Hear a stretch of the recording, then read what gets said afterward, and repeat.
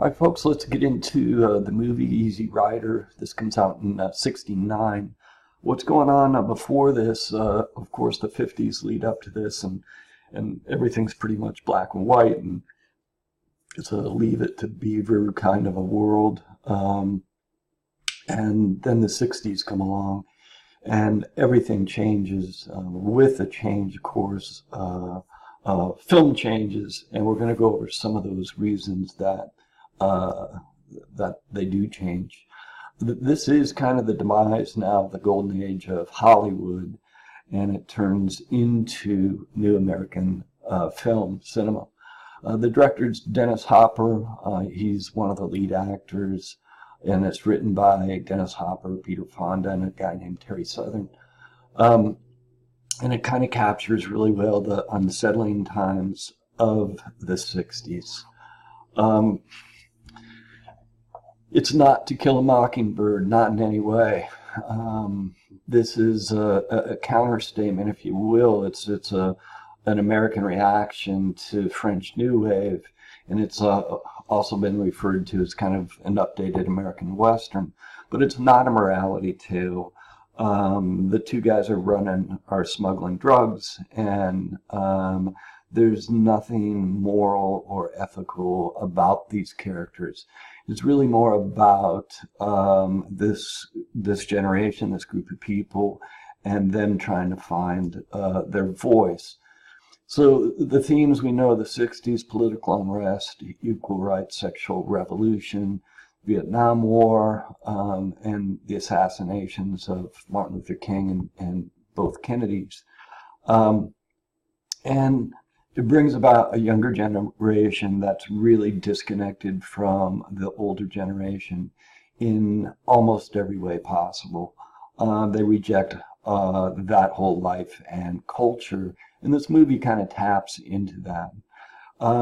Hopper admits to being very influenced by French New Wave and the energy within their films and the topics of their narratives, and that ports over to his movie here.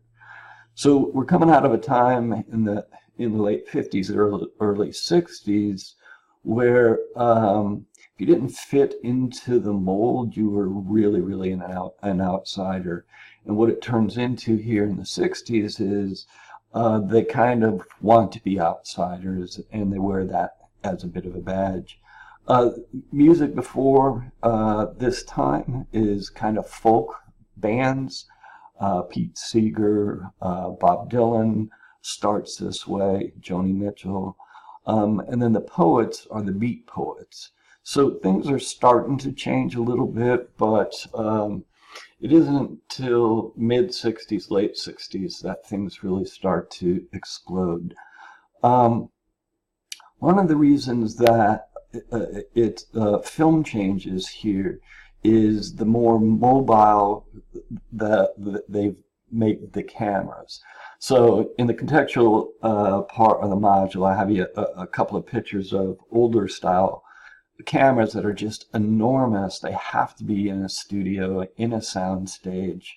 It takes a bunch of people on the crews to operate them. And with the smaller camera now that they use in this film, it makes the filmmaker more mobile.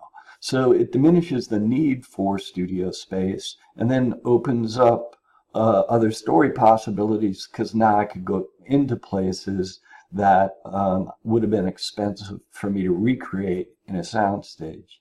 And quite literally now, we have here a road film that's shot on the road and in the studio. Very different for its time, especially here in America. We often see that the filmmakers and films reflect their times. Bicycle Thieves, 400 Blows, even To Kill a Mockingbird. And now this film captures a different segment of America as it's changing. The shift in the filmmaking, it's still driven by money.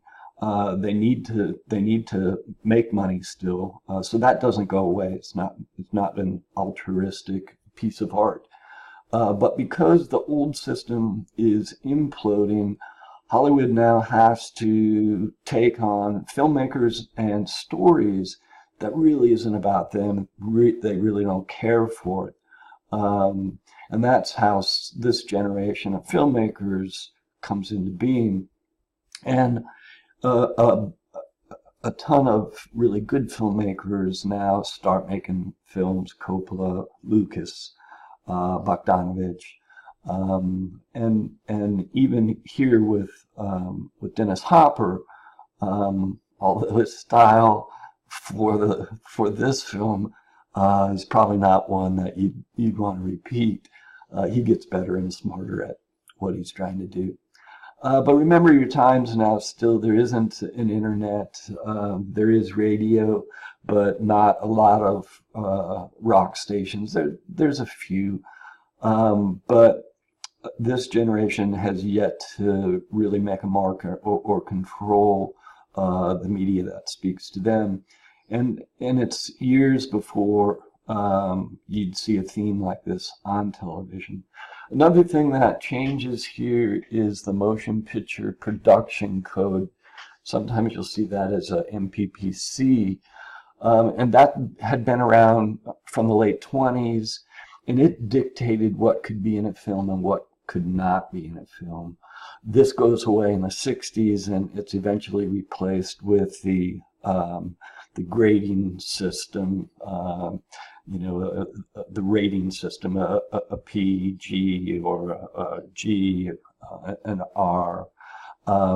That comes out of the industry abandoning the motion picture code, and the foreign films drive this as much as the American films do. So it's really it's unfortunate, I think, but I just picked a handful of things here that the code didn't allow for topics in film. So profanity wasn't allowed, illegal traffic and drugs. You couldn't show scenes of childbirth. You couldn't ridicule the clergy. You couldn't tell a story that had a sympathetic criminal character. And you couldn't show men and women in bed together. And this all goes away. And it opens up film in the same way that the smaller, more mobile cameras do. So this film shifts our narrative and into more conceptual ideas. It's less of a traditional storytelling structures. There's flashbacks forward and back. It's not just a well-programmed story, which is progressive for its time. Here's a production shot from the film, and you can see two guys running it. So you have a cinematographer and you have a camera assistant, and then Dennis Hopper, the director, back there. But just in total, look how much smaller this crew is.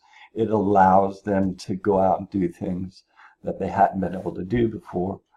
And namely, one of that is to catch the energy of the time. It's a dynamic time. People are on the move. They're very independent. They're rejecting lots of social norms. Watch how the camera reflects this. It's on the move a lot as well. Obviously, you're filming motorcycles on a road picture. There's going to be movement, right? So here's another production still, and you can see the camera here. He, as one of the clips says, he gets about 20 grand to shoot the LSD scene in Mardi Gras, and he shoots that on a 16mm Arriflex. When he gets funded for the whole film, he bumps up to a 35mm Arriflex, but you can still see it's really kind of a small and mobile camera. They're heavy as heck. It would be tough to film all day with one on your shoulder. But compared to what they were used to in the studio, this is just an amazing transformation.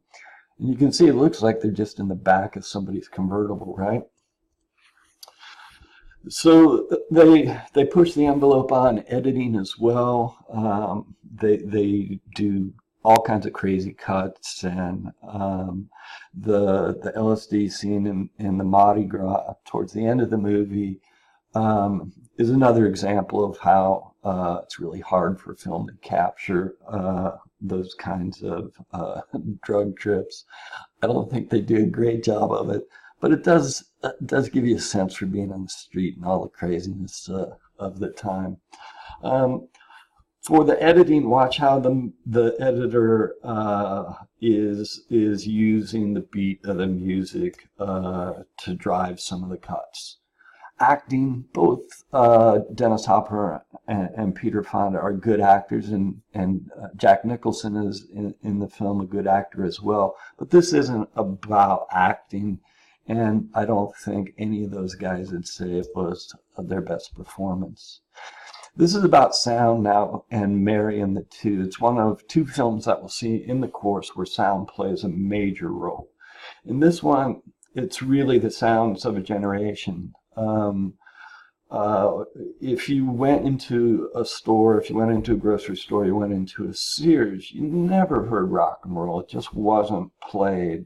And this is the first movie that marries the two so well. You can think back to the Beatles do it a bit in A Hard Day's Night and their films, but it's not the angry, rebellious rock and roll that you find in this movie. So shot of Hendrix at Monterey Pop. It's one of the clips I pulled out for you. I'll close with this. There's a lot of stereotypes in here. There's a lot of cliches, and there's a lot of hippie moments that play rather dated. Smile, get through them, but know that the reason they become cliches is because the movie was so popular at the time. And it's really one of the first times that American youth saw themselves in film, and they could connect with people that looked like them, thought like them, and then sounded like them with the film. So that said, enjoy it and move through the rest of the module. Cheers.